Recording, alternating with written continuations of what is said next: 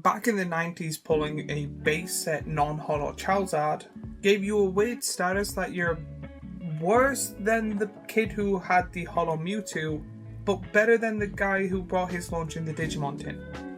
Welcome to Pokemon Card Chronicles, a new series that I'm deciding to do where I go through every single set that Pokemon have ever done. I'll be going through each set in its entirety, showing off cards from the set and talking about them and hopefully sharing some nostalgia that I had for some of them.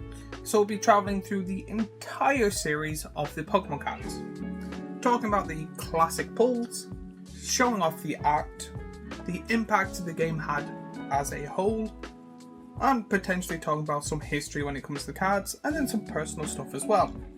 And then potentially talking about what made that set special. And we are starting off the series with the base set series and the base set set. So what is the base set? The Pokemon Base Set in English was released in January 1999 with a total of 102 Pokemon cards. This was pretty much the foundation of Pokemon as a whole when it comes to collecting and cards. This was in every single playground in primary and secondary schools at this day and age. I remember these actually got banned eventually in my school when Fossil came out, I believe.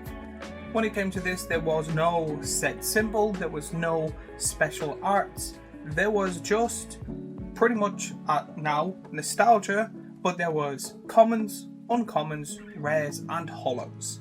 A weird thing when it comes to this is if you got a holo, especially the Charizard, your popularity shot through the roof. Now when it came to my school, I think the best I seen was someone had a holo Venusaur, which I still remember who they are and still won that card. Me, I had at the time a Nidoqueen, I believe, and the Hitmonchan, and I think my most popular card I had was the holo Mewtwo. But before we dive deep into the set, a quick little shout out to my small little shop that I have where I sell t-shirts and hoodies.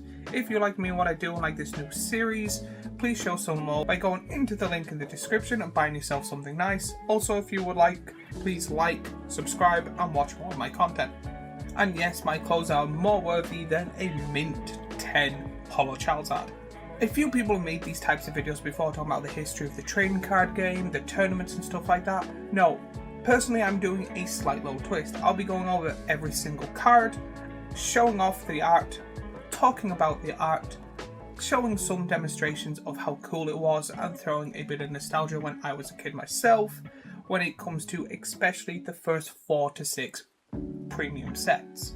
So let's start off with the energies. When it comes to the energies, there are 7 in total, the energies being grass, fire, water, lightning, psychic and double colourless.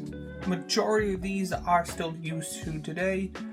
They added more colours on later on, and you still get basic energy in pretty much every single pack. The only difference being double colourless is not in every single card or set or pack, but the rest are. But these are the ones that started off the entire thing. I am trying to collect all the old cards I have. I have 2 really good binders that I actually put a bit of money in to collect the first 4 proper sets. There is the Wizards of the Coast and Base Set 2, but I'm on about Base Set 1, Fossil, Jungle and Team Rocket are going in the kind of front to the middle and the middle to the back when it comes to this. I'm also collecting some of the Wizards of the Coast cards, the ones that I had nostalgia for, but I'll be going into more detail with that later on. So if you like playing the card game itself, you know about trainer cards. Usually when it comes to collecting and trading, traded cards are not the best. People don't really care for them as a collector piece, but do get stronger and stronger, and when it comes to the rules and the games and stuff, a lot of people prefer. Me personally, I've never really cared about trainers. I've never been a player. I don't know actually how to play the TCG player game. I would have just always been a collector that took a really long break. But now I'm back into Pokemon after so long. I regret giving up. But when it comes to trainer cards, you get trainer cards just like Switch, Potion, Gust of Wind, Energy Removal, Bill, Super Potion, Revive, Pokemon Center, Pokemon Flute, Pokedex, Professor Oak, Energy Revival, Full Heal, Maintenance, Plus Power, Pokemon Trader, Scoop Up, Super Energy Removal, Defender, Imposter Professor Oak, Item Finder, Lass, Pokemon Breeder, Clefairy Doll, Computer Search, De-Evolution Spray. Everyone in my class or in my primary school had a majority of these cards. They were everywhere. People had them in tins, in bulks. No one cared for them. I moved country and had to take my giant collection and put in a smaller thing, and I found it a few years later, 2 years ago, going through them, and I still have a bill, which was really weird. I did buy a few of these, but again, bill was from my childhood that I still have. No one cared for these as a kid because, again, Pokemon was the main focus. So let's get into the Pokemon section, starting off with the commons. There is a total of 27 common Pokemon cards. These are in all the packs, majority of them. These are the ones you're going to have bulks of if you buy a box or a few packs. These are the ones you will see doubles and triples of that not many people care for. However, when it comes to collecting and when it comes to the game itself, people need to evolve the Pokemon because they're usually base set Pokemon, or people need one of and then try and get rid of the rest. But the 27 Pokemon you get are Weedle, Staryu, Tangler, Voltorb, Vulpix, Rattata, Sandshrew, Squirtle, Pidgey, Pikachu, Poliwag, Ponyta, Magnemite, Metapod, Nidoran, Drowsy, Ghastly, Coffin, Machoke, Caterpie, Charmander, Diglett, Doduo, Abra, Starmie, Onix, and Bulbasaur. Even to this day, the main ones would be the starters, the Bulbasaur, Charmander and Squirtle, Pikachu, and then a few favourites. I know a few people loved Abra and Poliwag, and then Ghastly has that very beautiful card that even for a common is really good. Again, majority of these are the base set, the weakest form they can be, and then you kind of get them in their uncommon and rare for when they evolve, which again makes sense. Talking about some of their evolves, here is the uncommons with a total of 20. When it comes to these, again, they are majority the mid-evolves, but a lot of these are really beautiful cards as a whole. So you get cards just like Wartortle, Seal, Nidorino, Poliwhirl, Paragon, Raticate, Kakuna, Machoke, Magikarp, Magmar, Haunter, Ivysaur, Jinx, Kadabra, Dewgong, Dratini, Farfetch, Growlithe, Arcanine, Charmeleon. I remember Porygon being a card that a lot of people wanted, but again, it's mainly the mid-evolutions when it comes to the starter Pokemon. You got cards like Jinx and Magmar because they were solo Pokemon, quite powerful in the game, that a few people wanted them as the card. Magikarp only had one evolution, so that's why they put it as an uncommon. And then my favourite thing when it comes to the base set is Arcanine says it's a legendary Pokemon, which it is not. Originally, I think it was supposed to, because even in the series, it had the 3 birds and then Arcanine on a weird, like, old-fashioned tombstone-y thing, which was really cool. When it comes to me trying to regain my base set, one of the first cards I got was the Arcanine because I love the fact that it says it's a legendary creature. And now we're on to the rares. When it comes to the rares, there is 6 in total.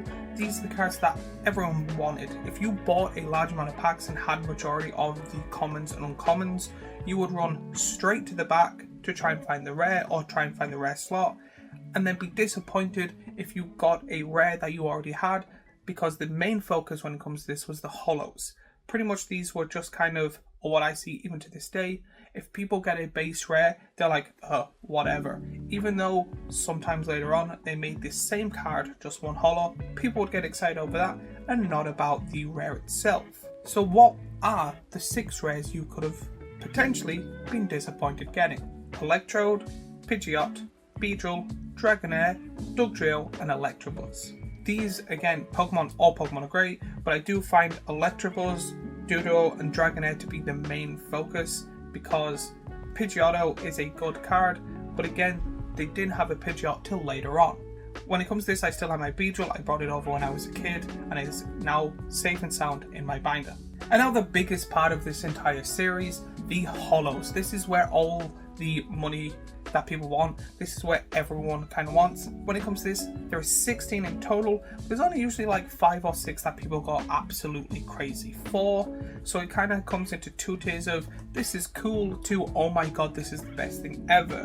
When it comes to this, my channel, I'm not big or care about the money. It's mainly nostalgia and cool cards for me. So I'm not going to be talking about the money worth, especially since majority of channels do that anyway. But the 16 holo rare cards are Poliwrath, Raichu, Venusaur, Zapdos, Magneton, Mewtwo, Nidoking, Ninetales, Clefairy, Gyarados, Hitmonchan, Machamp, Alakazam, Blastoise, Chansey, and Charizard. Now, of course, everyone knows Charizard. It is the peak card. I've never had one, never hold one, even as a PSA or raw. Eventually I would like to get one. It's going to be kind of like the last card I get from this set. I do have a Poliwrath and a Nidoking and a Hitmonchan when it comes to my collection. So if people are interested and want to see how it's going and stuff like that, let me know in the comments down below.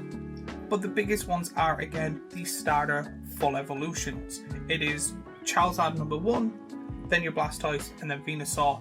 The card I've only ever seen once was one person in my class had a Venusaur. I did have a Mewtwo, but I don't know what happened to it. So again, need to rebuy that for the binder. And then Zapdos and Water Onyx are kind of the biggest names when it comes to this.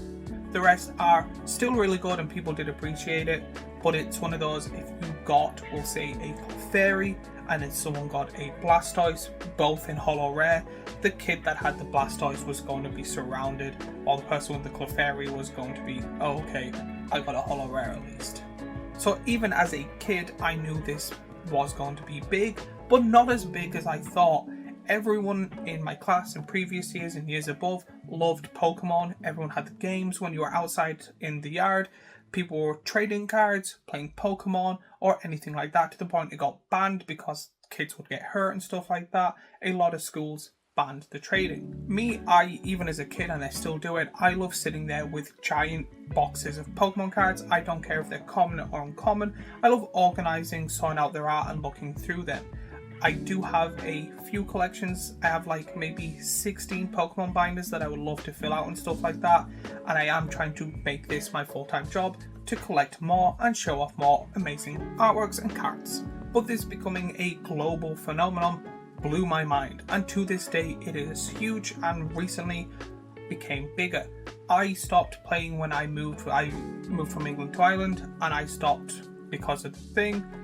And never really got back into it. So I stopped around Gym Challenges, Gym Hero, and only got back when 151 happened, and it was completely by mistake.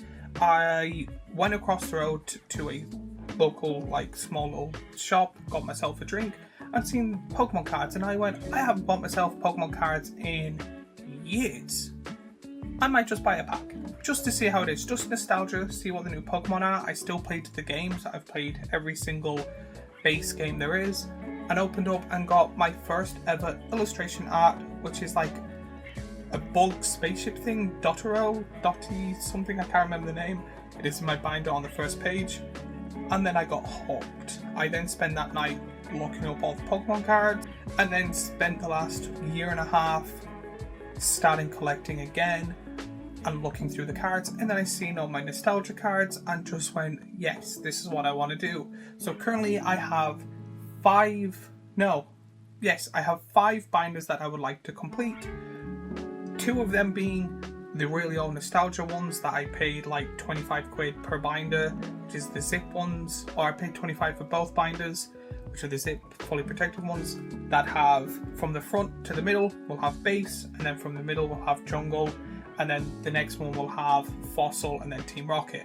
I do have some of the Black Star Wizards Coast promo cards currently located in the back, but a lot of them were cards that I had and a few that I bought. Then I also have 151, Journey Together, and Destined Rivals that I would like to complete, not master. When it comes to base set, there is 4 variations, some people say 3.